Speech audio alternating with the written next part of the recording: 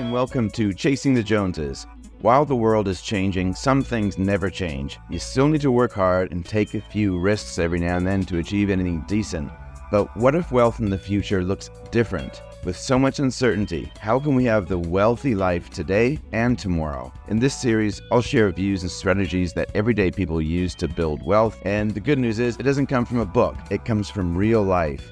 Once your money thing is sorted out, on the way to chasing what you think success is, you might just learn how to surge ahead. So, if you're ready, let's go.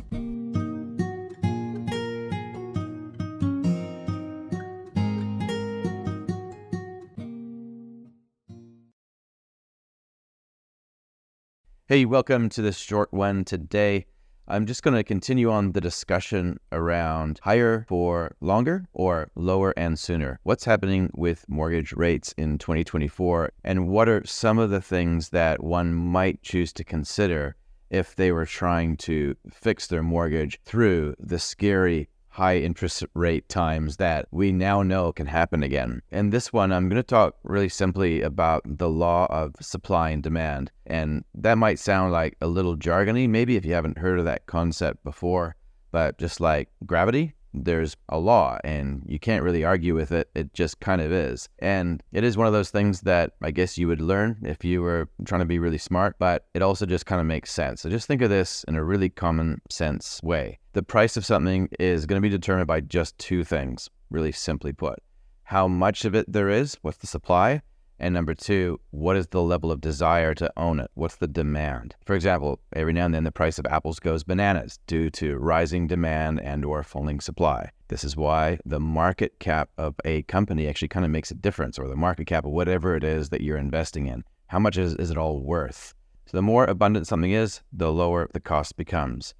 Think about it like this. You have some extra time on your hands. Maybe you've just been made redundant, or you've quit your job, or you're retired, good or bad, whatever the story is. If you have more time on your hands, you're probably going to spend more time engaging in low value activities. And by low value, I don't mean not important activities. I just mean low dollar value activities. So if you were adding economic value out there, that sounds really offensive if I was a retired person. Sorry about that. But think about this other example, which is less offensive. Is the immigration rate really high? So higher rents, and eventually you'll see higher house prices later on. So here we can kind of start to get a picture of how that might influence interest rates. If there is crazy house price inflation, then chances are, not always, but chances are, there might be a lot more consumer spending, which is inflationary, which might justify higher interest rates. Going back to the financial system though, is there too much new credit creation going on in the system? This has been probably talked about a while ago on the podcast, but one of the views or one of the ways that you can look at the banking system is to look at it through the lens of creative destruction, or this loop where new credit gets created every time someone goes to the bank and asks for a loan, and credit gets destroyed every time a loan is repaid. Same thing happens when you're paying tax. That effectively just disappears and it's exited out of the financial system, because when the government and the central bank are this close, it kind of doesn't really matter anymore if you're paying tax or not, because they have the power to print money. Now, I'm going to put it out there again right now. This is imperfect economics and not entirely true, but that's one of the ways that you can look at it. So when you see a boost in credit creation because interest rates are kept artificially too low for too long, and extra funding and extra tools are given to the banks to lend more money, you're probably also witnessing lower interest rates. Values fall with higher supply, remember. So if there's more supply of new currency, the value of it falls, or the price of it falls. Price is interest rate. You watch that initially, but then that will turn into rising interest rates as the new currency works through the system. New currency growth can't outpace the production of more stuff, or GDP, in the economy, because then you get inflation. Hopefully that makes sense. So the rate at which new credit is being created needs to keep pace with the increase in production that our economy is doing.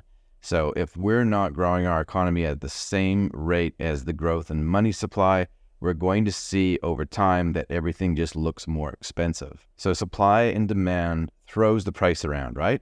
And some would say that this throwing around of the price between the price increasing and the price decreasing, or rising interest rates and dropping interest rates, some say this happens in a cyclical manner. And you can kind of see what's going to come next if you understand the long-term debt cycle. So we can see price patterns, though, in other areas as well, with property, shares, Bitcoin, gold, and a whole bunch of other markets. Everything goes in ups and downs as the weight of the demand and the weight of the supply changes in intensity over time.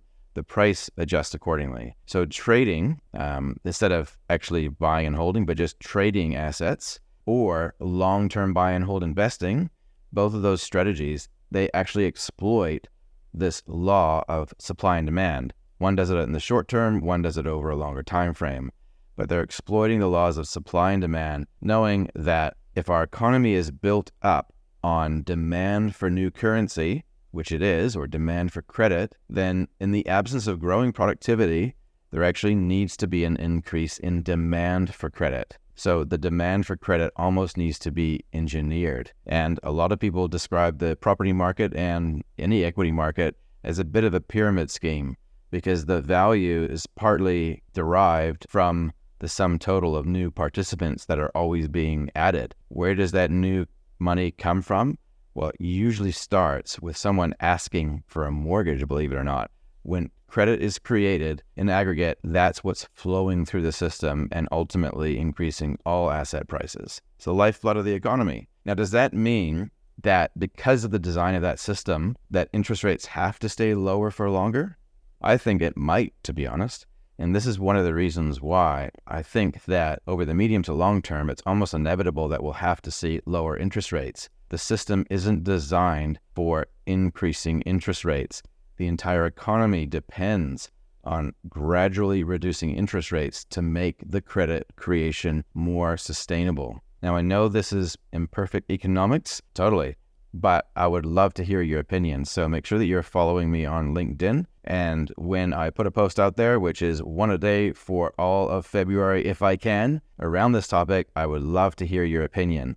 I know at least 2 out of 8 things I said in this one was not entirely correct, and I'm aware of it, but I just don't believe the alternative view, which is actually the mainstream view, because the world is changing. We need to look at things a little differently. Anyway, hope you enjoyed that one. We'll catch you in the next one.